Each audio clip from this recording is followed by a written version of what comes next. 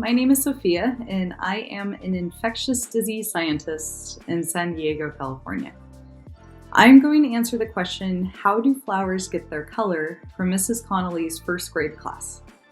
So flowers actually get their color in a few different ways. Flower colors are typically made up of pigments, and these pigments are typically either something called anthocyanins or carotenoids. Most of us are familiar already with carotenoids because they're the pigments that give carrots their color. So these specific colors are typically red, orange, or yellow, those bright, vibrant colors that you can see. Whereas anthocyanins can contribute to a variety of different colors, but those would include things such as blues and purples, so another type of color that you would see with flowers. Flower color, however, especially the vibrancy and the brightness of flower coloring, can be impacted by the amount of light the plant receives, the temperature of the environment, and the pH, or in other words, the acidity of the soil in which the flower grows. And even environmental stress can impact flower color. Things like flooding, if you have a heat wave come through, that can also impact the vibrancy and hue of a different flower.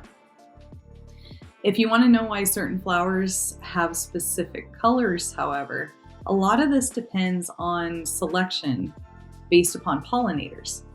So the different types of pollinators for different flowers, such as bees, insects, birds, things that are interacting close up with that flower, can influence the color. So what these pollinators prefer become those preferred flower colors within an environment. So certain birds, bees, insects may be attracted to a certain color over another, thereby selecting for that color of flower. I hope that this explanation was clear, and I hope that this helps you in part to appreciate the diversity of flowers around you. Bye. Hello, my name is Dr. Carlisle Baskin, and I'm a postdoctoral researcher at UC San Diego.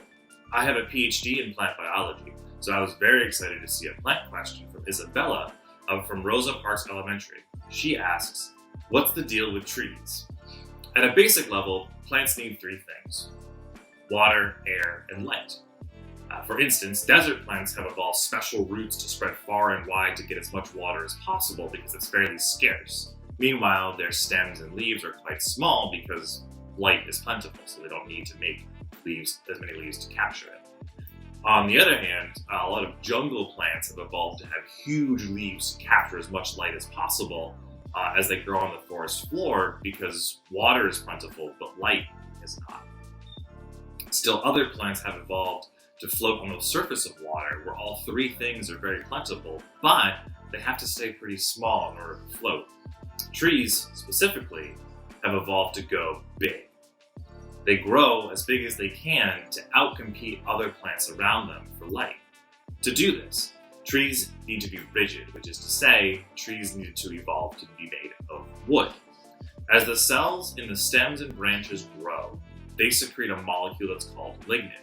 These lignin molecules then bind together and form a very hard structure in the cell walls. This structure is so tough that the cells that secreted it actually can't grow anymore and they die. So in fact, actually, when you look at a tree, only maybe the outer inch or so of the trunk is alive. The rest is dead, but it's very tough tissue. And that, Isabella, is the deal with trees.